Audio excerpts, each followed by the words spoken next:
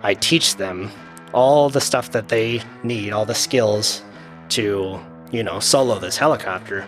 And then I stand there outside of the helicopter and watch the student pick it up, and just see that look in their eyes. And then I watch them fly off onto the horizon and disappear, and now I can't hear it anymore. And I'm just thinking, okay, the next hour, I'm just going to be waiting to hear that sound of those rotor blades and just finally breathe a little bit of a sigh of relief. Oh, I bet. That they're coming back, so...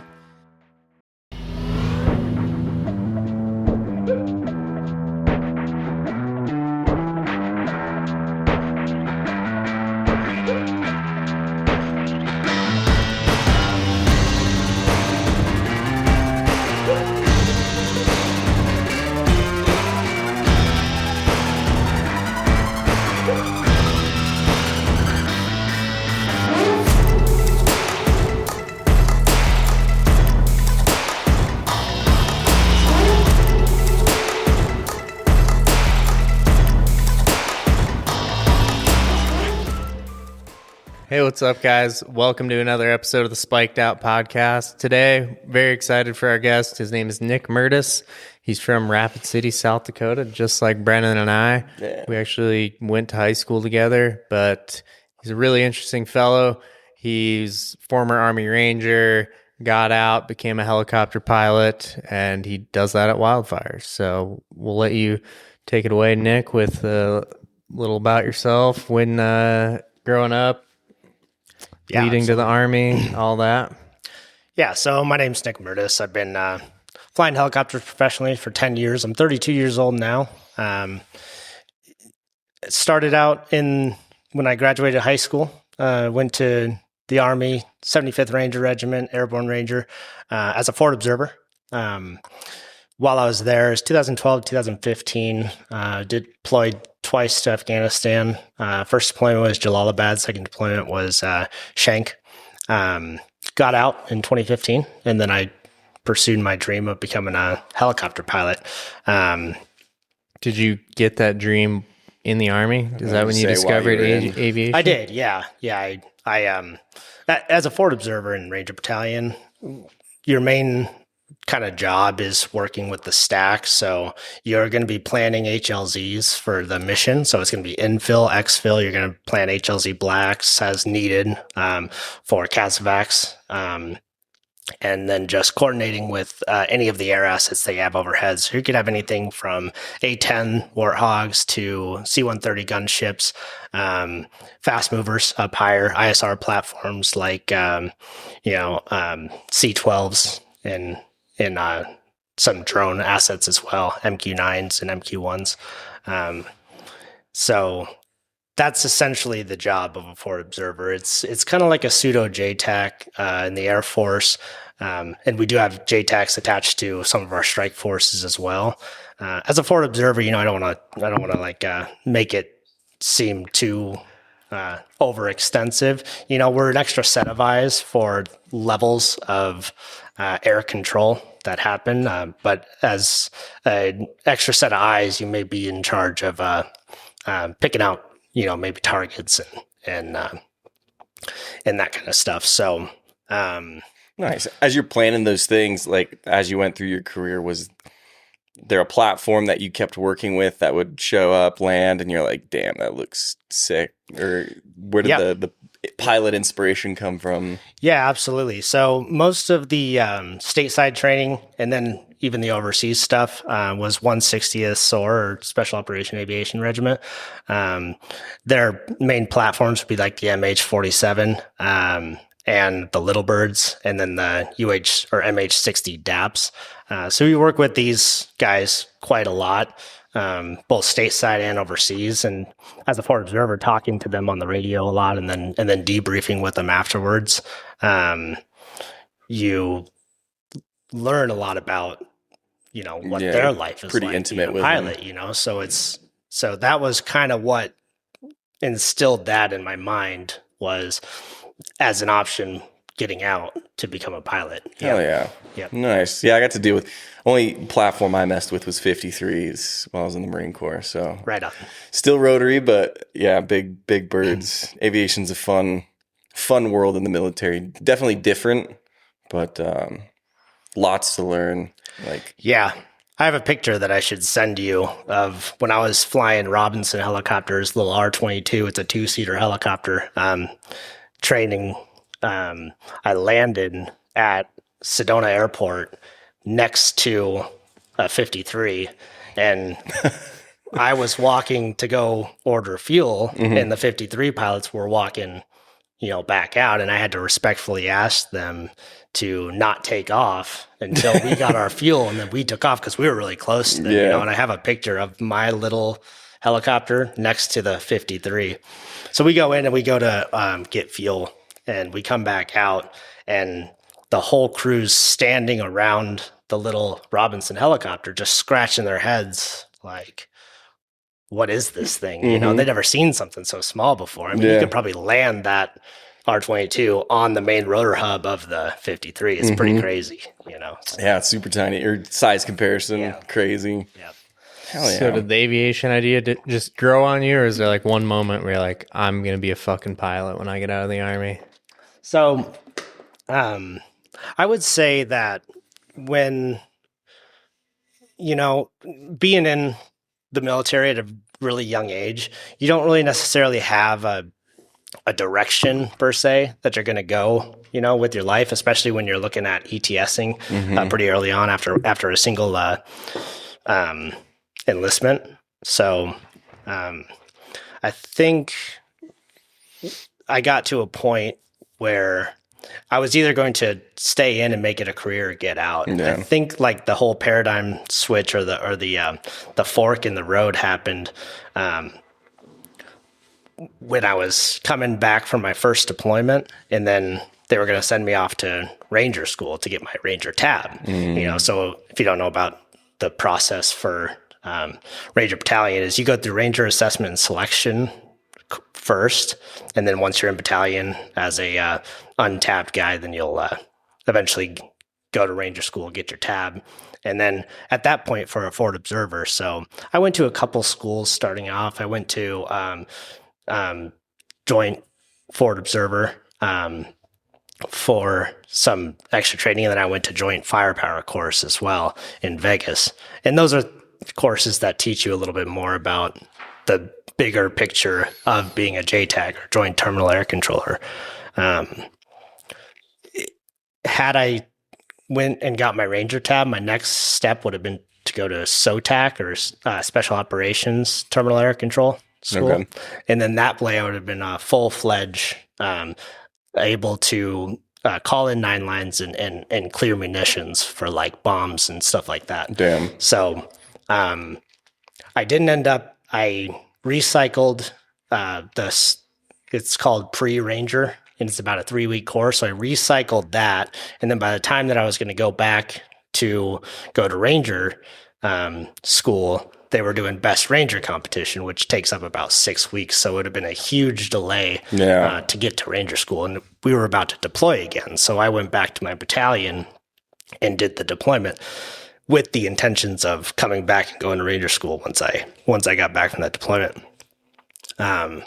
So by the time I got back from that deployment, I only had about 9 months left in the military. And if I wanted to go to Ranger school, I would have had to re-up. Hey, sign that extension. Come on. Just sign the extension, man. Yeah. No re-enlistment bonus or nothing like that, but they would have guaranteed me 60 days to go starve in the woods. Yeah, well, of course. That should be good enough. Yeah. Say thank you. And so at that point, I was dealing with some not so great leadership, and I kind of articulated to them my kind of wish to become a pilot in the Army. And if there's a path for that, warrant officer school, is that possible? And the direct leadership kind of laughed and they said, oh, there's no way that you'd be able to go. That's such a common thing in the military. Like it's not all, but there is, or at least when we were in a leadership paradigm shift that really pushed a lot of good people out, because they wouldn't allow them to go try a different, MOS or whatever in the military. Damn, you could have gotten stuck in there for A lot more time. Well, and it's really a silver lining because the leadership kind of made it seem like it was impossible. And I'm pretty young and I'm pretty influenceable, so I believed them, But at the same time, it kind of fueled me to say, well, maybe I can figure this out on my own. So I decided to not re-up. I started doing my research, and then I went, found a flight school to go to, Nice. To chase that pilot dream, So kind of so I'll just go through like kind of quick shot through the training and stuff and the different jobs that I've done leading up to today, just so everybody can kind of track along. Get that. Real quick, was your flight school covered by GI Bill? Like, were you able to use your voc rehab post 9/11 or whatever? Nice. Yeah. So this is what I would say to anybody getting out and wanting to do this type of work, or get into aviation as a professional career. You have to go online and do your research and figure out which schools have VA funding, because it changes all the time. So when I'm a prime example of that, because I was getting out at the end of May in 2015, and I found a flight school in about March of 2015, so 2 months before I was getting out. It's called Guidance Aviation, and they were out of Prescott, Arizona. So I did my research. I applied to the school, VA funded, all that good stuff. They came back and they gave me an acceptance letter. Okay, sweet. So now I'm set to go to Guidance Aviation in Prescott, Arizona. About a month before I got out, they sent me another letter. They said, hey, we lost our VA funding. So we're obviously not going to be able to accept you into the school under a VA paid rent deal. So obviously you're just completely devastated. Like, wow, that was I thought it was my one shot, So then I just did some more research kind of last minute, and I found that there's an aeronautical university that happens to be in Prescott, Arizona, and they have a flight school attached to it for rotary wing, which has its VA funding. So it's just like completely out of the blue. I had no idea that there was another school in that same location that had VA funding. So like last minute, I'm just putting together my application to go to Embry-Riddle. And I was a little bit nervous because that was a full-blown 4-year program versus Guidance Aviation was just more of like an associate's type of program, like a community college. Yeah. And I didn't have good grades in high school at all. I graduated with a 1.6 GPA. It was really bad. Dude, I remember you and I left one of our finals back in high school and went and hung out at, I might have been Kent's house or something like that, smoking hookah. Don't do it, kids. But yeah, no, we were not good high school students. So, I was worried because it's a 4-year program and it's an aeronautical university. It's a little bit more prestigious in some ways you could consider, maybe a little bit harder to get into. So, with that 1.6 GPA, I'm like, oh, but veteran, and that is for the school, they're like, okay, well, we're guaranteed to get paid from this guy. Yeah, so there's benefits. So for them I'm too. surprised, but I'm not surprised that I did get accepted. But it was so last minute. I'm telling you, it was nuts. So that's May 30th, 2015. I started school June 28th of 2015. So a month later, I was driving down to Prescott to start that whole journey. So from where, I guess, where'd you end up, or where was duty station for you to get out? Yeah, so I was in Savannah, Georgia, and then I got out. I spent a month back in Rapid City, just bumming it with my parents, and then I drove straight down to start flight school. So it was a pretty interesting period of time. Everything went pretty fast during that. So yeah, I just kind of dove in head first, and I had no idea how college was going to be, if I was going to be able to get through the classes, and being 4 years older than everyone. Yeah, let alone learning how to fly at the same time and doing all that kind of training. So it was a full, that your whole life, and we can get into it a little bit more, but your whole life is just completely immersed in that goal of trying to get that. So we'll kind of like fast forward here. It was a year and a half to get all of my ratings private through CFII, and then another year and a half to graduate my 4-year program, and then move on. So I graduated college in 2018, May of 2018. And then I started my first Part 135 job doing tours at the Grand Canyon. Oh, sick. Yep. So it was right up, it was about 4 hours north of Prescott. Did they like headhunt at the school for new pilots to come find jobs, or like what was the motivation to go fly in the Grand Canyon? I can see the visual of the motivation, but how'd you find it? Yeah, well, what I would say is when you're in that instructor role and you have a bunch of people at different levels, maybe they're just starting as an instructor, and then you have some people that have been instructing for a year and a half, or they're stage pilots, or there's something more important as far as the instructing goes. You eventually see everybody move on to another job. So just based on geographical location, there was a little bit of a pipeline from our school to go to the Grand Canyon. Nice. And then various forks offs from that as well. People went to different places. You know, a lot of people went up to Alaska. And then some people, they didn't want to be an instructor, so they actually took like a reverse route. They got their commercial rating, and then they, instead of becoming an instructor, they rejoined the Army to go to warrant officer flight school. Yep. So there's a bunch of different paths. That's just the one that lined up for me. Was tours a good job? Like lots of hours? Yeah, it was a good experience because it really taught you, especially at the Grand Canyon. It's about a mile up, or even higher than that. I think the airport elevation is 6,600 feet. So it's pretty high density altitude, especially in the summertime. Yeah. And you're flying, Bell 206 long rangers, L3s, and they're pretty performance limited at those higher altitudes. And of course, the tour operations, they're just going to pack as many people onto that helicopter as possible. And you're taking off from a meadow with, 50-foot trees surrounding the meadow. So you really had to kind of get it up and get it going. And sometimes they're probably fudging the numbers a little bit. And you see some heifers, onto the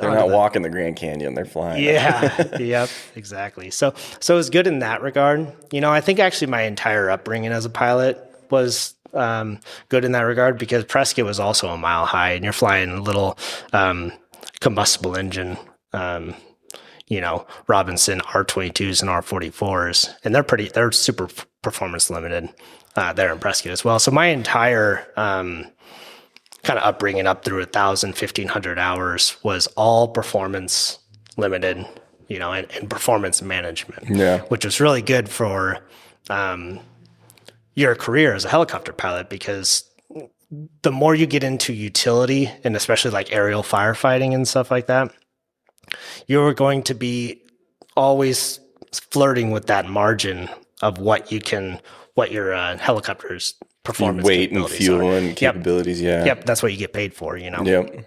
Fixed wing pilots get paid for their knowledge of how to take off with a certain amount of weight, and land, you would say, as well. But if you ask a fixed wing pilot, it's all about takeoff. That's where their paychecks come from. Okay. So for helicopters, there's an intimate zone of the performance area where you have to utilize that helicopter in its most efficient way possible, pulling the most weight and whatnot for production purposes. And that's what gets you to a professional level in the utility side of the house. So long answer for that question, but that's what the Grand Canyon did. It helped out a lot. So.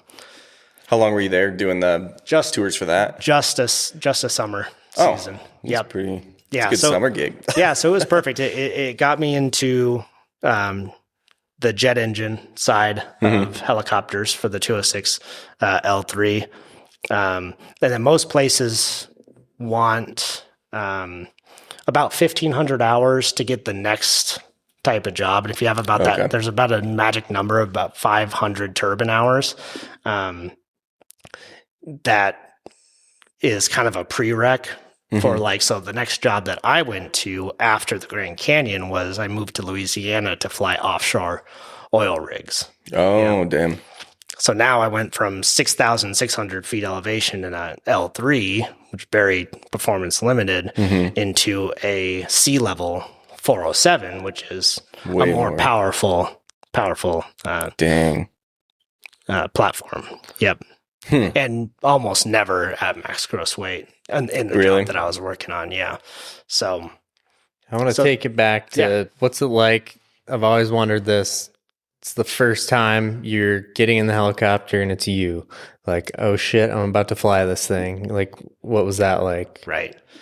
Yeah, it's kind of nuts. Like there's a couple different levels to it, right? It's the first time you get in the helicopter with your instructor. I almost went and like bought life insurance the day before because that's just in how I case. felt. I was like, I might need this, you know, this seems high risk to me, you know, but, so that first like exposure to it, you know, you're just learning how to mess with the controls and maybe you'll try to hover and you can't do any of it, you know, and it's a little bit, a shock to you.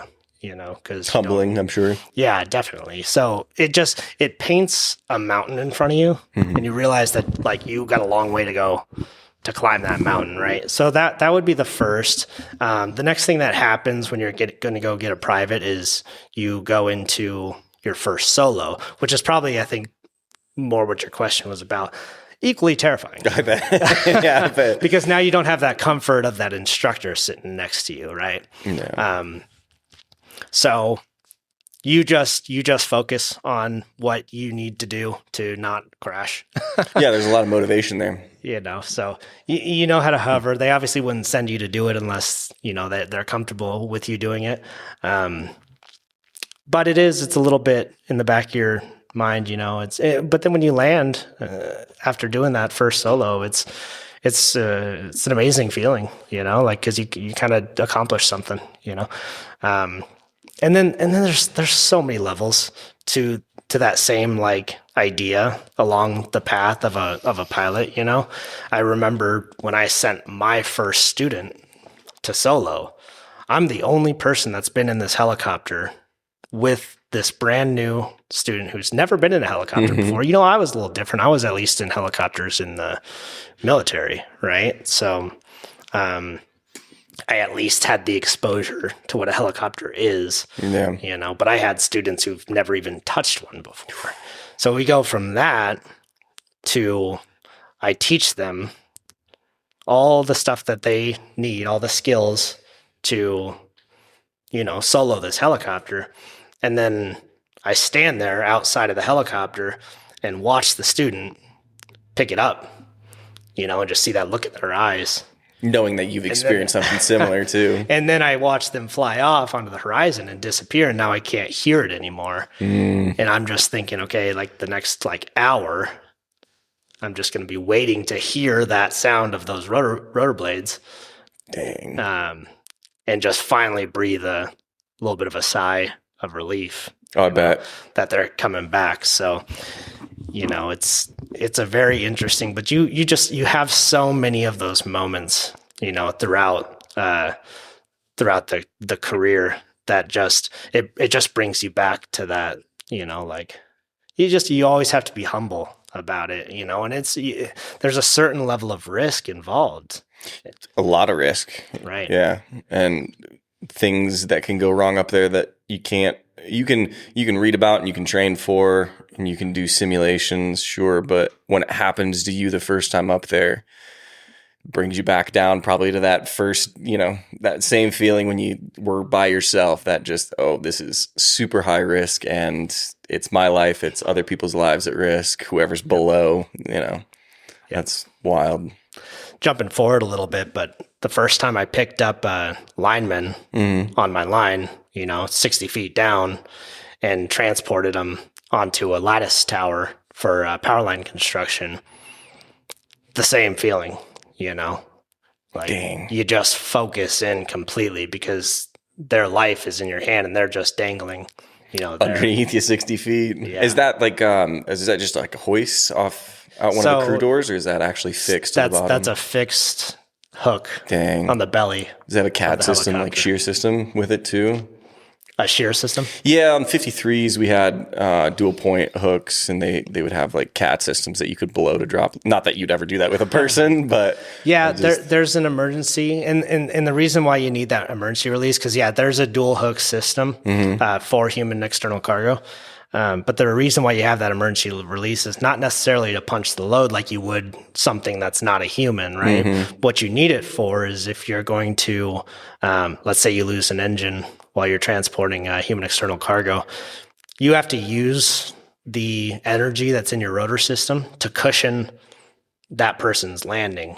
You know what I'm saying? Yeah. You would usually use that energy to cushion your own landing, you know, to get your skids to touch the ground and not go into a catastrophic rollover event. But you use that energy to cushion their landing, and then at that point you pull the release. Okay. So that releases them from the helicopter, and now since all your energy is used up, you just got to point the thing in a direction away from Where that person on the ground. Interesting. So that way you could just go die by yourself. Yeah, right. In your own little ball of fire. Yeah, exactly. It's the philosophical debate with the train on the tracks, and there's one, you got to pull the lever and take someone with you. So why is it in aviation? I can't think of another industry that does this, but right when you get out of school, you begin instructing.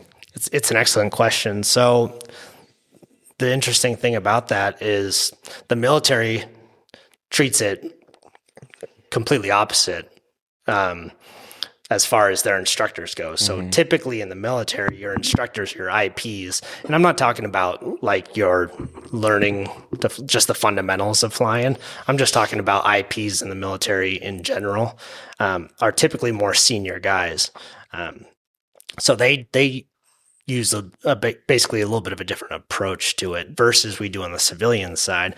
And it is a fascinating question. I think about it quite frequently.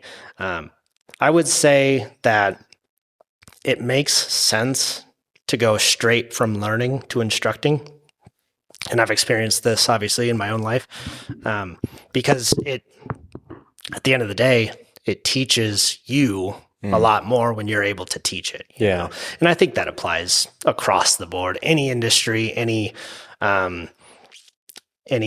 skill you want to learn. Any sort of skill or whatever. That if you teach it, you become better. It solidifies that information in your head. Yeah. And that's why I tell people too, when they talk to me about if they are going to either be an instructor or not be an instructor. I mean, look, you don't have to be an instructor. There's no doubt about it. You can go get a low-hour job somewhere and then build your time and all that kind of stuff. But being an instructor is, I think, highly beneficial just to your professional development as a pilot, because you have to be able to teach these people. And I've been in the heavy world for about 6 years now. I know we haven't quite got to that part yet, but in the heavy world, you're in a 2-person crew aircraft. And if you're a PIC in that aircraft and you have an SIC next to you, you want to utilize that SIC to the best of their abilities. Yeah, they might not be flying and they might not have really good situational awareness of the mission in general, but if you can mentor them, then they can be an extra set of eyes for you and make the operations safer throughout the board. So just having that fundamental skill of instructing makes you a better pilot in command, because now you know how to mentor people better because you've done it in the instructor world, in the instructor role. So, And it's, to be able to teach that person, like you said, in a 2-seater, to be your extra hands if something were to go wrong, that's equally your life in their hands as much as vice versa. So, totally. Yeah. And, you'll hear it, but people will often say a crew member can be worth their weight in gold if they have the mentorship and they know they have the situational awareness and they can provide useful information to the pilot in command. There's a authority gradient, and it needs to be obviously sloped with the PIC being the final, say in the flight. However, if you at least are approaching the mission as a team, without any sort of because if you're I've been with many command pilots before, and there's just there's a little bit of a stigma in some of those industries where they really just treat the co-pilot like they're just a ballast. They're just there to punch an iPad and sit down and be quiet. And as a co-pilot, when I was starting out at Columbia Helicopters, I experienced both worlds. I experienced some command pilots who were extremely helpful and good mentors, and I've experienced command pilots who wouldn't listen to anything I say, even if it was a valid thing or preventing something dangerous from happening. They wouldn't acknowledge the right seater, which is just it's unfortunate, But I would say about that is, those types of people, the ones that don't have that interpersonal ability, it's professional courtesy and it's mutual respect. And if you have those two things, you're going to be successful in the aviation industry doing a multi-crew aircraft. If you don't have those things, generally you're not going to be very happy with even being a command pilot, because eventually it's just going to rub off on you that nobody likes to fly with you. It's pretty obvious, So those people tend to weed themselves out anyways. Yeah, that's an interesting thought. And it's such a good contrast to when you're, I'm sure, going through school and you have those good instructors and you have the bad instructors. Like, knowing that you're going to be the one teaching, it allows you to be like, I'm not going to do that, or I like what he taught me and how he taught me, and develop your own instructor teaching method, which reinforces that learning like you were talking about. Yeah. It goes back to even in the military, I had great leaders and I had not so good leaders. And I would kind of argue that I learned a lot of things and actually got a lot of more motivation from the leaders that were not good, So there's something to be, there's something super true about all that stuff. So you got to take the good and the bad and then come up with your own way, and you're never going to be perfect either. No. But as long as you're kind of humble and you want to learn more and stuff, it's going to benefit you. And the people around you will provide that feedback too. I'm sure if you're an instructor pilot that everyone thinks they fucking hate you or whatever, you're not going to get that criticism feedback to allow you to progress or be better. Yeah. I love a perfectly good bad example, like not like that guy. Yeah. Yep, exactly. And it's just the truth always like prevails and all that kind of stuff, So it just rings true in so many different things. I mean, I could just go on and on about it. When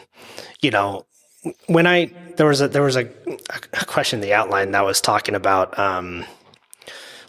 what other things did like companies look for, soft skills and things like that. And I would say just my time in the military and my undergrad that I did, my higher education, those things created a lot of good soft skills for me when it came to interviewing for a new job or flirting with a different operation. Because you're able to articulate who you are and like, how you, when you work with people, these interviews, when you get into high level of the aviation industry, these interviews, you have the recommendations, 50% of the people that work at this company, because it's a small industry, So like the recommendations are there. They know your resume. They know that you have the flight experience and all that kind of stuff. What they're looking for is, are you a good person to work with? Will you have another person's back, or are you backstabber? Yeah. It's a personality interview more than it is anything else. And those soft skills from the military and just from the higher education definitely come into play when it comes to showing kind of who you are as a person. So yeah, it's a huge aspect. Good point. Yeah. It's definitely true at Minuteman EMS for our REMS teams. Everyone wants to be on the REMS team, but the biggest thing is show up to train with us so we can learn who you are. It's mainly, can we get along for months at a time?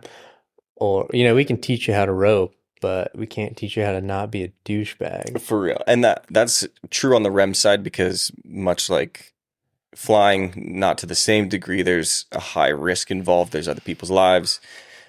But even I would say as a contractor or working for a contract company in wildland fire, like when we send out a single resource medic, you may know all your stuff. You may be a good provider, but if you can't talk to the med-el or the people that you work with, you're the asshole, and that falls back on the company. So it's definitely transferable skills, the soft skills. That's what I love about these kind of conversations when you get to these higher levels is because you kind of see how everything really merges. It doesn't matter what aspect of the industry that you're in. I might be on the aviation side. You guys might be on the medical side and the hotshot side, but all of those like teamwork things all apply, and they will apply for the rest of any of our careers. Yeah, anything you do. Saying? Yeah. So that's what I've truly learned as I've, I have to reflect after so many hours and time and just like effort and just working and focusing on career building and getting to the next level, all the stepping stones and stuff like that.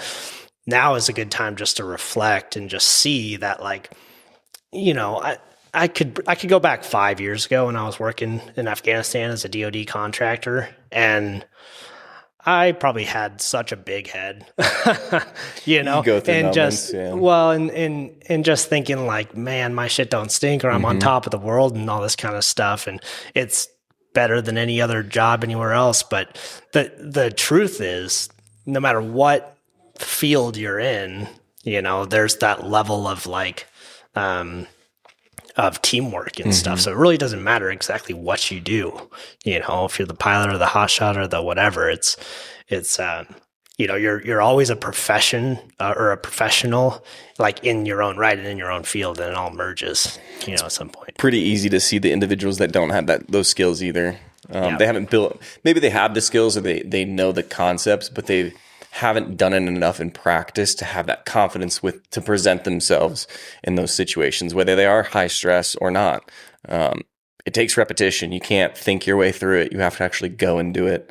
And sometimes I think we're fortunate being through the military, or I'm sure in aviation school, like you're forced into those situations and you just have to figure it out. Yeah. Yep. Absolutely. Yeah. It's a trial by fire in a lot of different ways, and it takes times of you to just really fuck it up to then just like have to take a step back and be like, what am I doing wrong? And it might not even be that, because at the time you don't think that you're doing something wrong. It's really hard to convince yourself that you are. We wouldn't be in this profession at this level if we didn't have a certain stubbornness to continue to, like, obviously you want to be, you're going to be the hero in your own story or whatever, but you do have to, in some of those moments where you do get your ego smashed, you have to readjust, halftime adjustments or whatever, and make it a better thing. I'll tell you a quick story about when I got to Columbia. So I guess my third, kind of professional job after instructing. So it was instructing tours, the Gulf of Mexico, which was a great learning experience in and of itself. I bet. But then it was Columbia helicopters, and that, in a lot of respects, it's like kind of stepping into the big leagues, if you will. Larger company, more infrastructure type thing. So I was going back to Afghanistan as a DoD, basically contract, flying, supporting all the movements of the military throughout the last, 4 years of the theater over there in Afghanistan.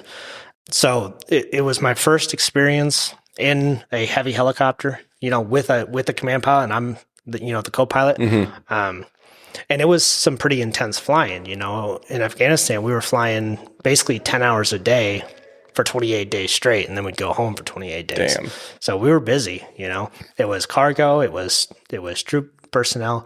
We were moving stuff all over northeastern Afghanistan anyway, Just as nonstop. far north as Mez, all the way down to maybe Chapman, which you're talking about a 5-hour flight time, there and back. Yeah, and you wouldn't do, like, obviously that flight, but I'm just painting the picture. There might have been maybe 20, 25 bases in the little outposts that we were supporting, on. So flying 10 hours a day, how many, like, different refuels, stop and goes, different, is it 15, 20 different missions, quote unquote, per day? Yeah, we'd get a what's called a concept of operation, and it would have it list out who, where, what time, yada yada, and you'd have maybe 2 full sheets some days, so you'd have maybe 20, 30 stops.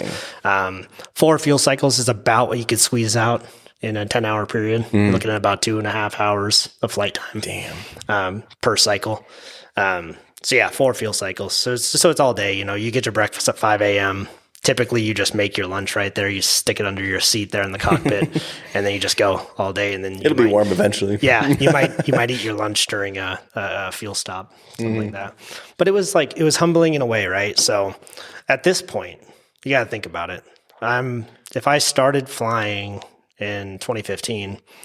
Now it's 2018. I'm not necessarily new to this industry. I've got 1,500 hours. As far as most people are concerned, it's like, wow, you're already you're well on your way. You're a professional pilot. You get to a job like that, and it instantly humbles you because now you have to learn how to be a co-pilot to somebody who has a lot more experience than you. I'm talking about thousands of hours and just the level of flying and the precision that you're doing, because we were doing sling loads and stuff like that as well, long line missions, which is all new to me at this point. So, yeah, super humbling, Dang. But it was super rewarding at the same time because I went back to Afghanistan, which I never really thought that was really going to be my path. You tell yourself when you're getting out, oh yeah, you'll be back in Afghanistan in 5 years.